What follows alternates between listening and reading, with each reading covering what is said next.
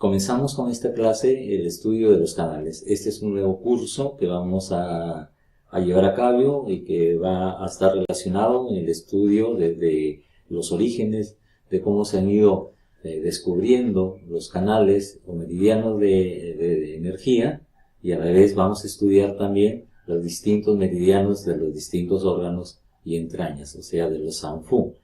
Este curso es de vital importancia porque se les va a enseñar prácticamente el territorio donde ustedes van a hacer la terapéutica a través de la acupuntura, de la moxibustión y de los otros recursos que la medicina china tiene.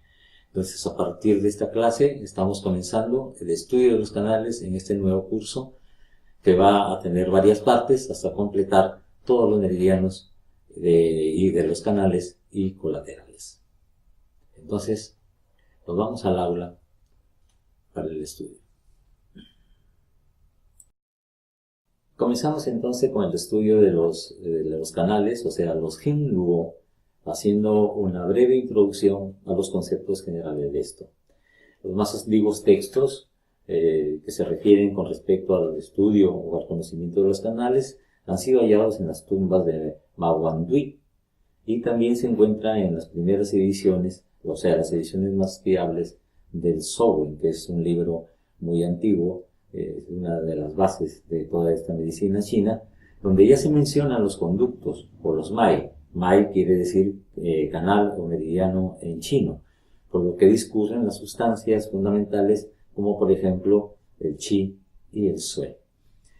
En estos textos no se separan generalmente los recorridos de una sustancia o de la otra, ni siquiera se hacen distinciones claras entre las distintas denominaciones como son mai, Jing-Luo, funciones de estos canales cuya existencia se posiciona en todo momento fuera de toda duda. Entonces, esta es la introducción de los conceptos generales de los Jing-Luo. El nombre meridiano aplicado a esas vías, a esos canales del chi, más o menos diferenciados de los propios de la circulación sanguínea, se le atribuye a Solier de Morin, es decir, se introduce en Occidente a principios del siglo XX. O sea, esto ya tiene más de 100 años en que ingresó a Occidente todo este conocimiento, sobre todo los meridianos. Ha habido una falta de consenso global sobre esta traducción. Los anglosajones prefieren llamarle Besser, pero aquí vamos a trabajar como ya prácticamente está constituido esto bajo la denominación de meridiano, como la más próxima a la traducción literal actual del término Jing-Luo, refiriéndose a estos canales. Las primeras hipótesis que se mueven con respecto a cómo se fueron descubriendo el recorrido de los canales, existen varias hipótesis. Por ejemplo, que al comienzo de manera empírica se pinchaba y se estimulaba allí donde una persona sentía una afección o un dolor. Esto recuerda mucho a lo que se conocen como los puntos A-Shi, o sea, ahí donde duele, ahí ponían aguja y había una respuesta de alivio. Luego, con la acumulación de la experiencia, incluyendo las sensaciones subjetivas, la irradiación, se empezaron a fijar ya puntos determinados y se fue descubriendo que desde un punto, sobre todo a partir de las manos hasta los codos, de los pies hasta las rodillas hacia afuera, se podía tratar una serie de enfermedades y también otras que eran más alejadas a los órganos. Seguramente se está refiriendo acá al tramo de los canales que corresponden a los puntos de comando que ya hemos estudiado, ¿verdad? Poco a poco, pues no sé, junto con la evolución que ha tenido esto a través de tanto tiempo, tantos siglos, a través de las dinastías, y la evolución de la propia medicina y de los conocimientos que se fueron teniendo de la anatomía y las percepciones subjetivas, los puntos se fueron ordenando en distintas clases. Al relacionarlos se fue formando con el tiempo la teoría de los meridianos. Aparentemente aquí primero fueron los puntos y luego se fue estableciendo el recorrido del meridiano. Existe la posibilidad que en el establecimiento de esta idea de canales definidos para el paso de energía jugase también un cierto papel el conjunto de sensaciones subjetivas que los practicantes, por ejemplo, de Qigong, de Tai Chi, de Dao Jing habían tenido. O sea, todo esto es como se ve hasta ahora, y los datos, la data que se tiene están, digamos, entre el empirismo, entre probar, observar y ir probando, observar, entre lo que se llama probar, hacer la experiencia e ir conociendo la respuesta, fueron estableciéndose todo cada uno de estos recorridos de estos meridianos. Hay bastante de empirismo en esto, pero a la larga y a lo largo de todos los tiempos, a lo largo de milenios, se han ido comprobando cada vez más hasta nuestra época la existencia de estos canales de energía. Se dice que históricamente, inclusive, podrían haberse relacionado con vías de comunicación, de transporte, de sustancias fundamentales. O sea, la observación prácticamente desde un punto de vista sociopolítico. Podría ser, porque en principio mucha de lo que se enseña en la filosofía china está relacionada a observaciones, por ejemplo, observaciones del comportamiento humano, de la organización que tenían las comunidades sociales de la época. Entonces, hay un símil entre la vida del ser humano, las vías, la naturaleza, el comportamiento sociopolítico de cada uno ser humano, con lo que ocurre con nuestro organismo. Y por ahí parece ser que también hubo un estudio comparativo entre lo que el ser humano se organiza y también cómo se organiza la naturaleza para ir entendiendo cómo era o podría haber sido la organización de estas vías de energía en el cuerpo. De hecho, existen también hipótesis de que el concepto de meridianos precede al punto. O sea, algunos piensan que primero fueron los canales y luego fue el estudio de los puntos. Aunque, como hemos visto, también hay teorías en las cuales parece ser que los puntos se fueron dando y se fueron trazando las coordenadas pertinentes a estos canales. También hay que tener en cuenta algo. Si bien acá hay unos datos, digamos, un poco relacionados a una serie de acontecimientos, de la observación de la naturaleza, de la percepción subjetiva de las sensaciones corporales, de probar y pinchar un lugar afectado y que se haya una respuesta de alivio. Todo esto, todas estas teorías que hay con respecto a cómo se fueron desarrollando la teoría de los canales y los colaterales, también hay que tener en cuenta que esta medicina tiene un origen chamánico y por lo tanto también cabe la posibilidad de que no solamente hayan sido estas formas en que se fueron descubriendo las vías de los canales y los colaterales, sino que fueron también intuiciones o percepciones, ¿por qué no decirlo?, hasta cierta clarividencia.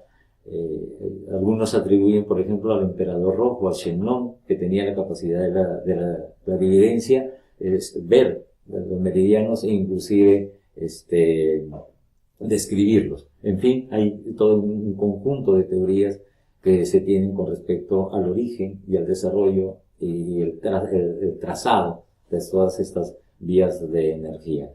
En cualquier caso, independientemente del origen, de su teorización, la existencia de los meridianos se ha podido demostrar en muchas partes de su recorrido mediante parámetros objetivables en nuestra época y en nuestra cultura moderna, como por ejemplo cambios en la conductividad de la piel o presencia de alteraciones electromagnéticas. Ya con los recursos técnicos que contamos ahora, ya se pueden establecer que esos meridianos, que hasta ahora hay muchas teorías de cómo se fueron configurando y cómo se fueron conociendo, están probados que existen en el recorrido que hace milenios ya están descritos. Los conceptos que conforman la teoría de los meridianos están, pues, como hemos visto, en relación a la acumulación de experiencia clínica, a la unión posible de puntos activos que iban descubriendo, cómo iban respondiendo y la persona se iba aliviando y trazando entre punto y punto hasta ir teniendo un recorrido propiamente dicho. También a través de la experiencia clínica, las sensaciones subjetivas que el propio practicante haya podido tener a la hora de hacer la terapéutica, la práctica del Qigong o disciplinas afines que de alguna manera generan la predisposición a tener sensaciones de irradiación en determinadas partes del cuerpo, y esto puede ser servido también como para poder describir las zonas donde estas sensaciones de irradiación se han percibido. Y por otra parte, la analogía que se hace a través de la historia sociopolítica de las vías de comunicación que han sido imprescindibles para el paso de las sustancias necesarias y la coordinación del conjunto. Esto es muy típico del pensamiento oriental, de ser las analogías, las metáforas o las relaciones entre la naturaleza, el comportamiento organizado a nivel sociopolítico del ser humano, con la fisiología y la energética a través de los meridianos. Entonces, estos tres aspectos son los que se manejan para dar un origen de cómo se fue descubriendo estos canales de energía. Como le digo, de todas maneras, esto de alguna forma puede estar incompleto por el hecho de que, además, el pensamiento oriental que se maneja en un sentido, digamos, espacial, que ha dado también la posibilidad de las experiencias chamánicas en el Antiguo Oriente, pueden haber sido a través de la evidencia, puede haber visto, ¿no?, estos meridianos y estos canales que ahora con nuestra tecnología del mundo moderno ya podemos, si no precisar, tener en cuenta que ahí hay un cambio de energía en la zona, en el territorio y en la vía donde se habían descrito durante siglos estos recorridos de estos canales de energía. Jin Luo es una palabra compuesta, Jin y Luo, que indican la coordinación e interrelación de dos tipos de sistemas, los que hoy llamamos, por ejemplo, meridianos, o sea, los Jin, y los que llamamos conectores o colaterales, o sea, los Luo. En su conjunto, ambos van a representar todo el sistema de meridianos que se conoce a la fecha. En chino, la palabra Jin tiene sentido de pasar, pasaje, pasar a través de, inclusive a un hilo de un tejido, o sea, un telar, y geográficamente connota un canal. Luo, en cambio, tiene también el significado de algo que conecta, que une, y también tiene sentido de red. Quizás una de las propiedades que se han atribuido a los canales de circulación energética es que conectan el interior y el exterior del cuerpo, lo que da lugar a la teoría básica de la acupuntura. O sea, esto de que se puede influir el interior desde la superficie y que trabajando a través de puntos accesibles desde el exterior podemos influir en lo que sucede en el interior del organismo. O sea, esa es una de las propiedades más fundamentales y principales del conocimiento de la energética. Son vías que pueden conectarme y llevarme hacia el interior y también sacar información del interior hacia la superficie. Como hemos visto, estos canales de circulación energética conectan el interior y el exterior del cuerpo. O sea, trabajando a través de los puntos accesibles desde el exterior podemos influir en lo que sucede en el interior del organismo. La definición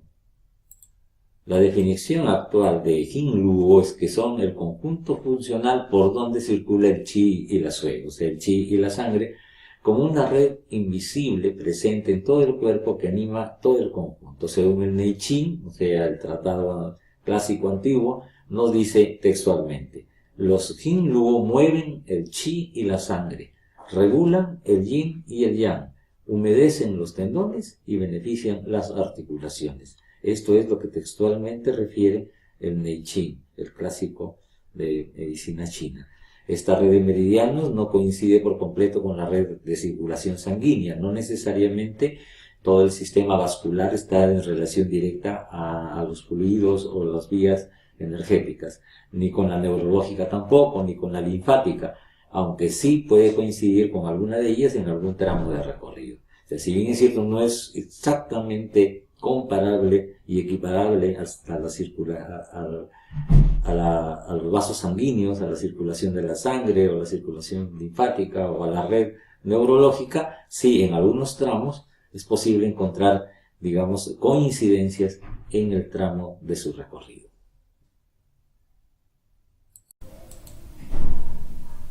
Entonces pasamos a ver las funciones fisiológicas de los meridianos. Uno es comunicar los órganos internos con los externos. y los órganos internos y los miembros, unificar en un todo las diversas partes y funciones del cuerpo. Por eso es que se puede acceder desde muchos sitios a distintos lugares del organismo, o sea, son vías de acceso, es un entramado, los puntos serían como un manto de estrella y un entramado, un tejido energético que involucra y conecta todas las partes con el todo. Función fisiológica es servir como camino del chi y la sangre para que el cuerpo pueda nutrirse de ellos. El siguiente es servir también como transmisores, transmitiendo los estímulos al órgano o lugar afectado. También transmiten el chi del macrocosmos al microcosmos denominado cuerpo. O sea, las relaciones entre, en todo caso, el exterior con el interior. Lo que está fuera de mí, o sea, lo que es en todo caso el mundo exterior, el mundo externo, el clima, la naturaleza, un macrocosmos en relación conmigo. Por eso que interrelacionan el exterior con el interior a través del microcosmos y el macrocosmos. Regular el equilibrio entre los órganos, o sea, regular el equilibrio yin y yang como vías de comunicación que son y que también operan en situaciones patológicas. O sea, esta es una de las formas en que se regula el yin y el yang, es a través del conocimiento de estos canales. Otro aspecto otra función en la transmisión de enfermedades del exterior al interior, constituyen las vías de paso por las cuales pueden penetrar los factores patógenos externos. Esto quiere decir, por ejemplo, la noxa cósmica, el clima, un viento frío, un viento calor, un clima húmedo, penetran al organismo precisamente a través de los canales, por las vías de los tendinones musculares, alcanzan el meridiano principal y así van penetrando hasta el interior, hasta generar factores patógenos que proceden del exterior y que afectan el interior. Además, son vías de pasaje a lo largo de las que la enfermedad de un órgano puede transmitirse a otro. O sea, por eso hay que tener cuidado. No solamente se puede transmitir salud, también yo puedo en un movimiento, digamos, no adecuado o no certero o desconociendo las vías, poder favorecer la transmisión de una patología que corresponde o que está afectando un órgano, sea transmitido a otro órgano o a otro lugar del organismo. También reflejan los desórdenes del sistema, tanto de los san como de los fu, de los órganos de las entrañas, en los órganos sensoriales en la superficie del cuerpo, o sea, los órganos sensoriales, el oído, el riñón, la vista, hígado, bueno, el gusto, el vaso y así sucesivamente. Las aplicaciones clínicas de los meridianos, según la teoría de meridianos, se emplean en diversas áreas del trabajo clínico. En principio en el diagnóstico y en la terapia, especialmente en la acupuntural, pero también en la herbal, o sea, la fitoterapia. En el diagnóstico va a servir para la diferenciación de síndromes según el recorrido de los meridianos y las disfunciones de los órganos y las entrañas correspondientes, como por ejemplo tos, más dolor en el tórax, más dolor en la fosa supraclavicular, antebrazo, es una posible patología del pulmón. En principio es tos, dolor en el tórax, ahí donde están los pulmones, la fosa supraclavicular, el antebrazo, por donde va el recorrido del canal, nos puede ya dar la pista de un síndrome que está relacionado directamente con una patología del pulmón y que se ve reflejado a través del meridiano. También, según la ubicación de la patología determinada, por ejemplo, hay cefaleas, Yang-Ming, o sea, la cefalea conocida como la cefalea del Yang-Ming, es la que se da en la frente. La cefalea del Shaoyan es el que generalmente se da en la parte lateral de la cabeza, del cráneo, y la cefalea del Huiyin que se da a nivel del vértex. Las odontalgias, por ejemplo, están relacionadas con el estómago, con el meridiano del estómago, que directamente va a influir en los dientes superiores, en el intestino grueso, los dientes inferiores. O sea, a través de los meridianos yo puedo establecer una relación directa con cefaleas, dependiendo del lado de la cabeza que esta cefalea se dé, y en odontalgia puede a través del Yang-Ming, que es estómago, intestino grueso, tratarse dientes superiores a través del estómago y los dientes inferiores a través del intestino grueso.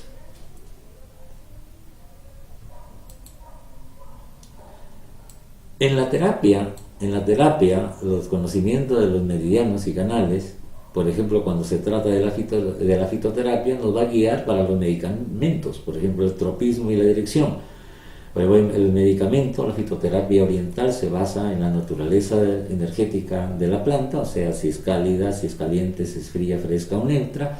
Se va a basar en el sabor de la planta, salado, ácido, amargo, dulce, picante, pero también se va a ver el tropismo, que quiere decir esta planta con qué meridiano hace afinidad, en qué meridiano en concreto actúa. Por ejemplo, hay plantas que hacen tropismo con el canal del estómago, otras hacen tropismo con el canal de la vejiga. Eso quiere decir que directamente influye esa planta en ese meridiano y por lo tanto alcanza al Sanfu correspondiente.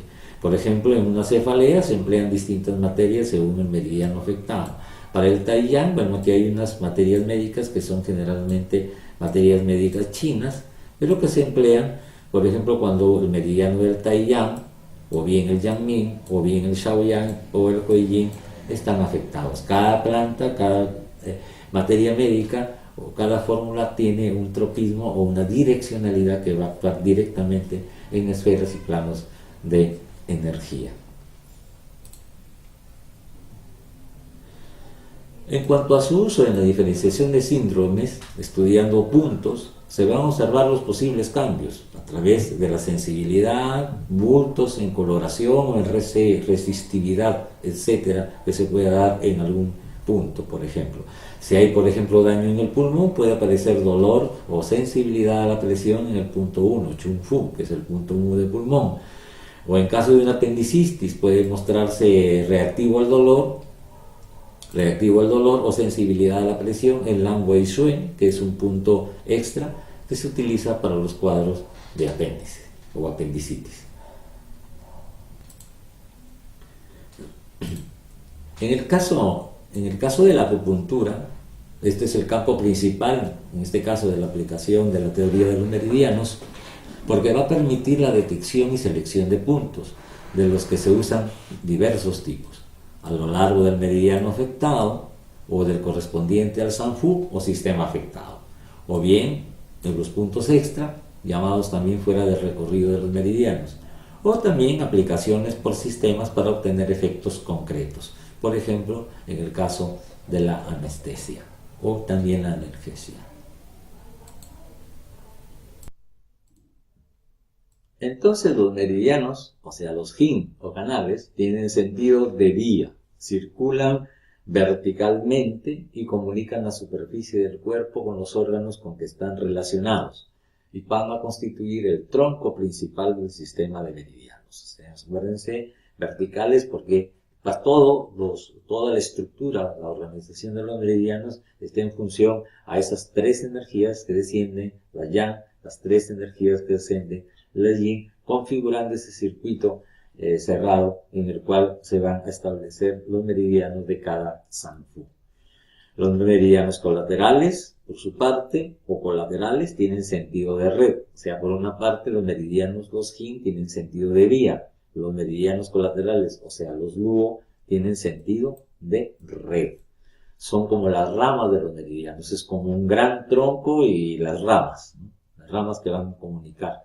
Son más finos que los meridianos, sean principales o secundarios, y están distribuidos en todo el cuerpo. O sea, el conjunto del sistema de meridianos se compone de meridianos principales, que son los Jin y otros meridianos, los meridianos colaterales o conectores, que son los Lu, y los otros, que son los meridianos extraordinarios, tendinomusculares, minúsculos y otros más que vamos a hacer referencia más adelante. Entonces vamos ahora a ver los tipos de meridianos, propiedades y características. O sea, vamos a comenzar por los meridianos, o sea, los Jin. En principio son 12 canales principales, los Jin, o meridianos principales. corresponden cada uno a un órgano específico. Los meridianos yin van a corresponder a los órganos yin, o sea, a los san, y los yang a las entrañas, o sea, a los fu.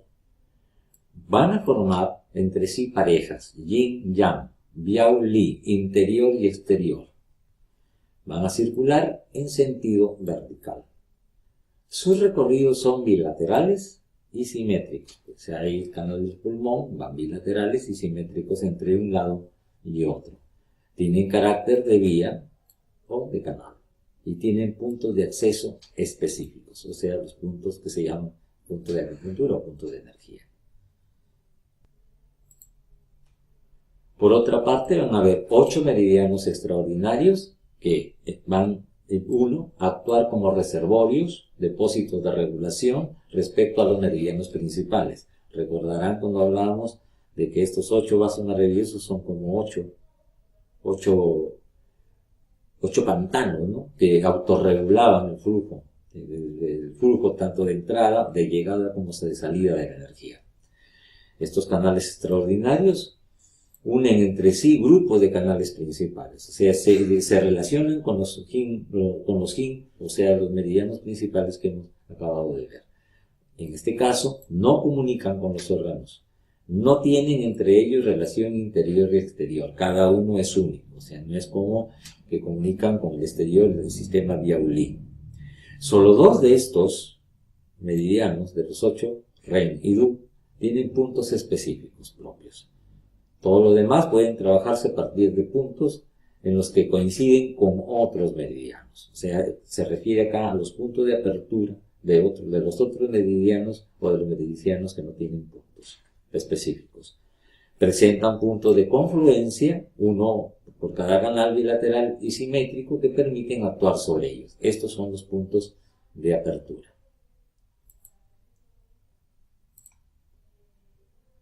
Hay 12 ramas secundarias o meridianos divergentes. Esto además de lo que hemos visto. Estas son ramas que parten de cada uno de los meridianos principales.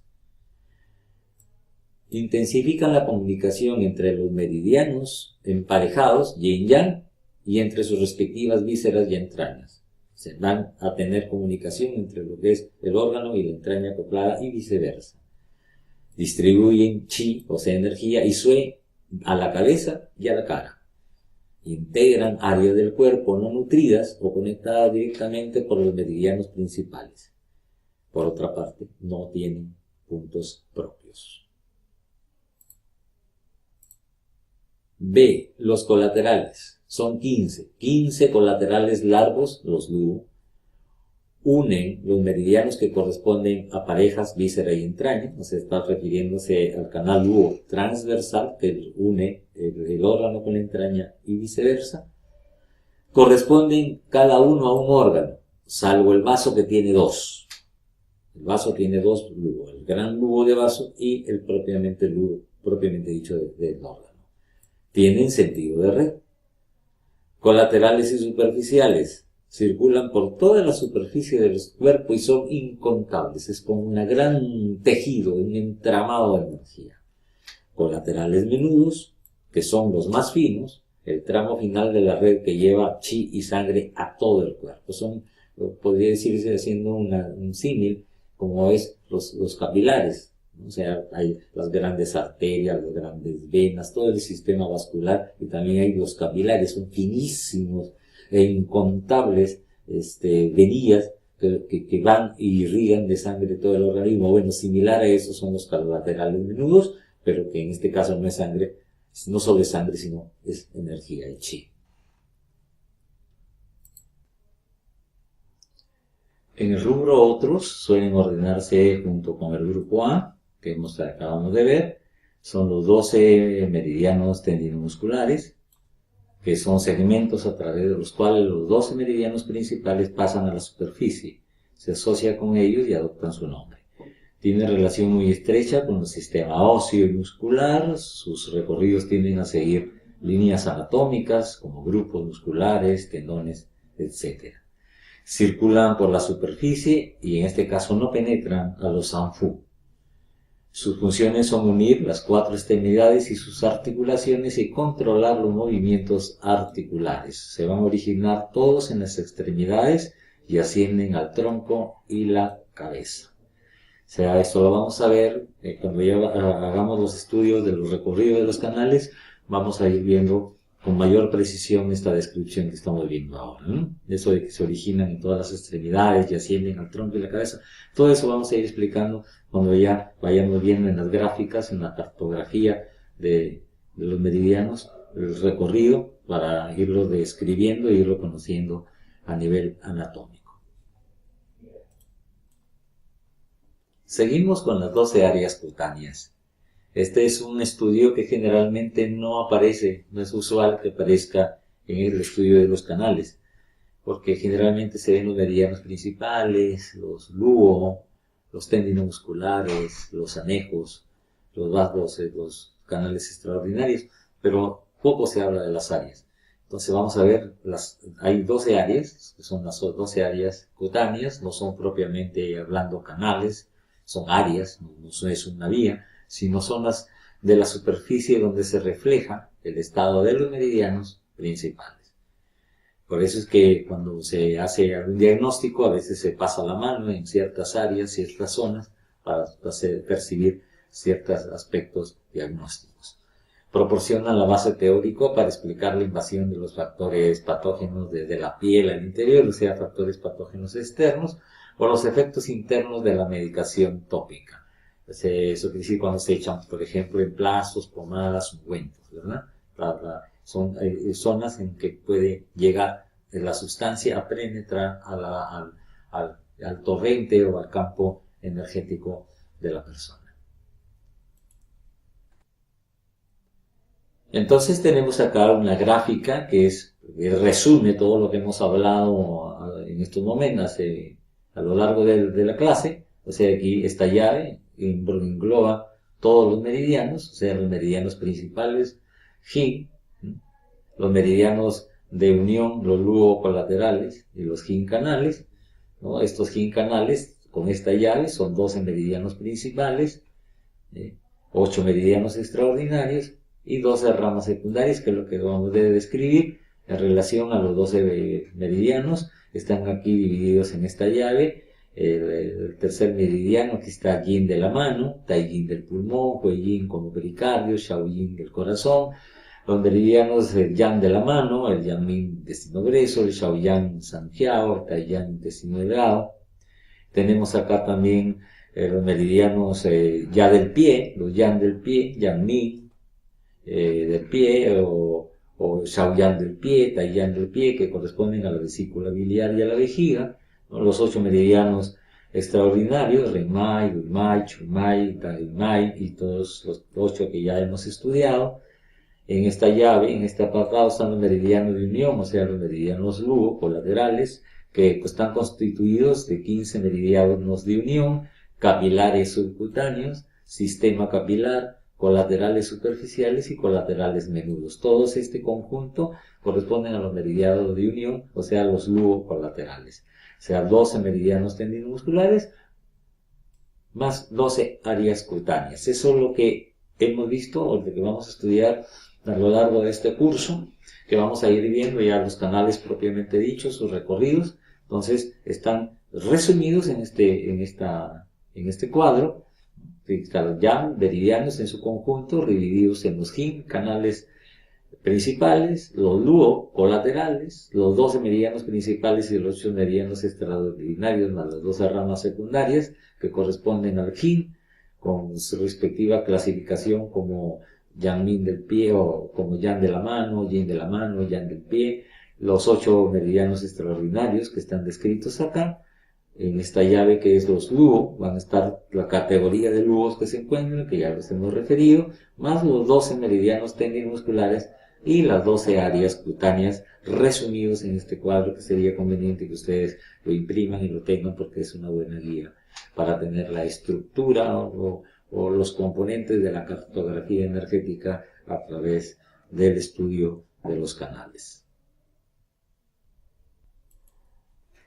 Entonces, todos estos canales que hemos descrito, estas categorías de canales, los vamos a ordenar, digamos, desde lo más superficial hasta lo más profundo, de tal manera que vamos a tener desde la parte más superficial las regiones cutáneas, los dermatomas, más hacia adentro los colaterales pequeños, más hacia adentro los canales o meridianos tendinomusculares, luego hacia más adentro los meridianos lugo de conexión, para luego aparecer los meridianos principales.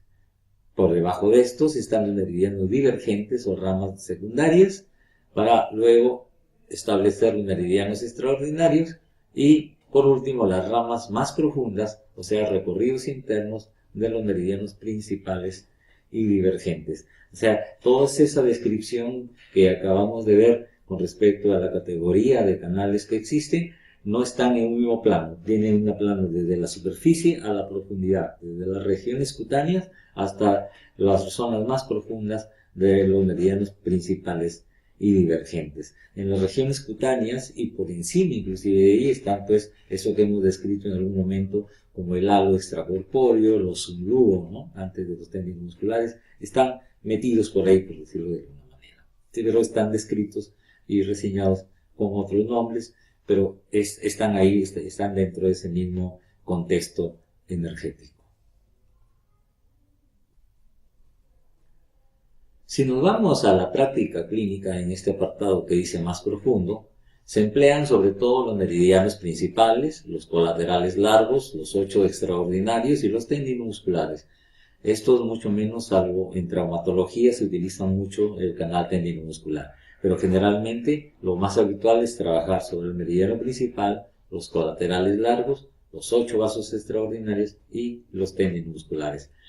No hay que olvidarse nunca que tratamos con una gran red, una red infinita que está intercomunicada e interdependiente que recorre todo el cuerpo. Por lo tanto, yo donde haga algo, donde estimule algo, se va a estimular la zona, pero también puede estimularse y llegar a distintos sitios.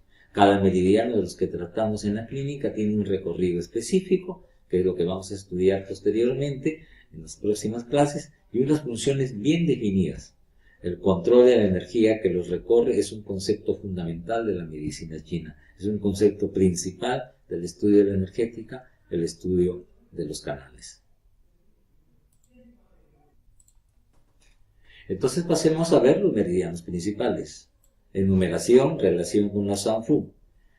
Los meridianos principales, que lo que vamos a hacer es generalmente describirlos como MP, o sea, para hacer una abreviatura en un momento dado en la parte didáctica, es el nombre del conjunto de los 3 meridianos yin del pie y 3 de la mano, más los 3 meridianos yang del pie y los 3 yang de la mano. Se recordarán que se refiere, por ejemplo, el tai yang de la mano, intestino delgado, el tai yang del pie, vejiga, ¿verdad? Ese es yang.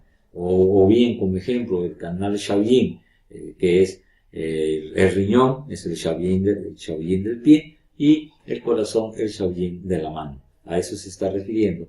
Le llamamos meridianos principales porque son las principales líneas de circulación por donde se vehiculiza la energía nutricia.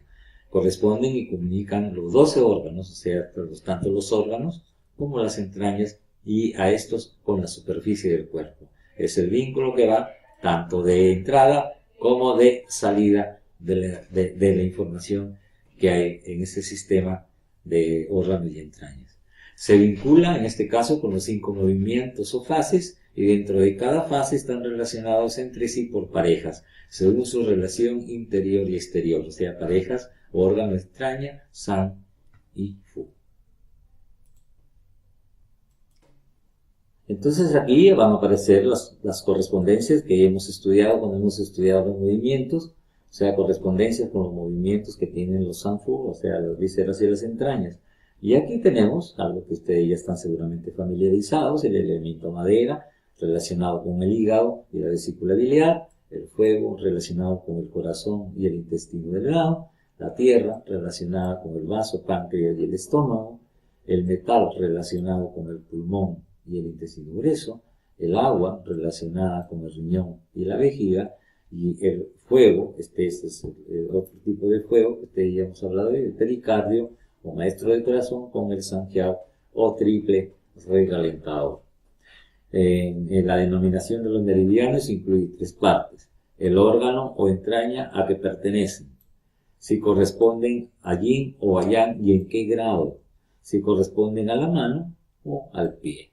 Los meridianos yang pertenecen a las 6 entrañas Hu y circulan por la cara externa de las 4 extremidades.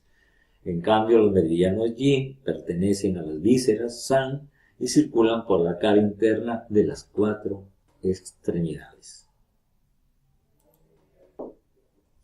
Entonces vamos a ver ahora las relaciones superficie interior de los 12 meridianos.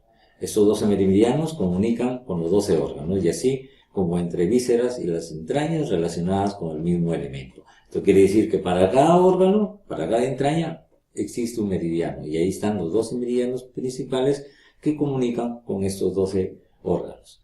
Entonces hay una relación de interior y superficie y también los meridianos yin y yang guardan entre sí relación. Para eso tenemos el ejemplo del meridiano del pulmón de Tai Yin de la mano, que se corresponde en principio con el pulmón. El pulmón es una víscera, o sea, un órgano, está relacionado con el metal y con la entraña relacionada con el metal, que es el intestino grueso. Por ejemplo, el pulmón y el intestino grueso tienen entre sí una relación interior-superficie. El meridiano del Tai Yin de pulmón de la mano, o sea, interior, se corresponde y se comunica con el meridiano Yang Min de intestino grueso de la mano en la superficie.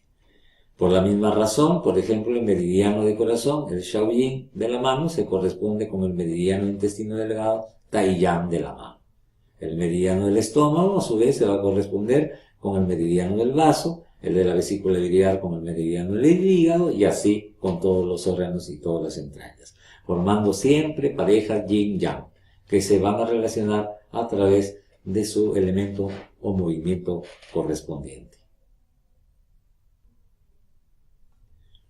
Todas estas relaciones son muy importantes tanto en la patología como en el diagnóstico y el tratamiento. O sea, todos los estudios que hacemos en los canales no se trata de ver dónde está el punto o si le voy a poner una moxa o si le voy a poner una aguja, sino que además nos sirven para establecer un diagnóstico. O sea, podemos llegar a ayudarnos en el diagnóstico a través de ver, palpar y para tocar o ver algunos cambios que hay en la zona donde discurre el meridiano.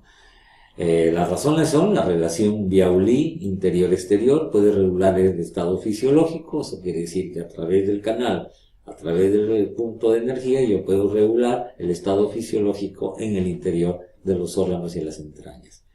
En estado patológico, las parejas se afectan mutuamente. La patología de un meridiano puede afectar a su pareja, o sea, cuando puede haber una patología o un síndrome de meridiano del hígado, por ejemplo, puede alcanzar al meridiano de la vesícula biliar. En el tratamiento, los meridianos que forman pareja pueden tener interacción también. Entonces, para resumir, la entraña tiene carácter yang, es un meridiano yang y es exterior, biao.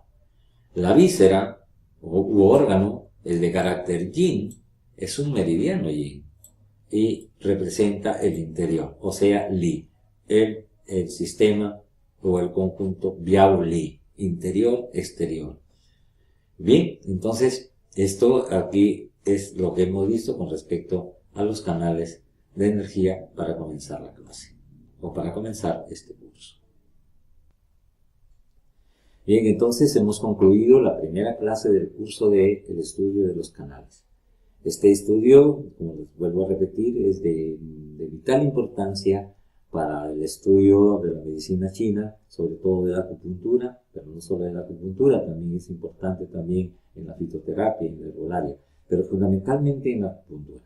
Entonces, el estudio va a consistir, esta ha sido una introducción al curso, luego vamos a ir viendo otras características de los meridianos, hasta llegar a describir cada uno de los meridianos correspondientes a los Sanfu de aquí en adelante y en las próximas clases que vienen a continuación.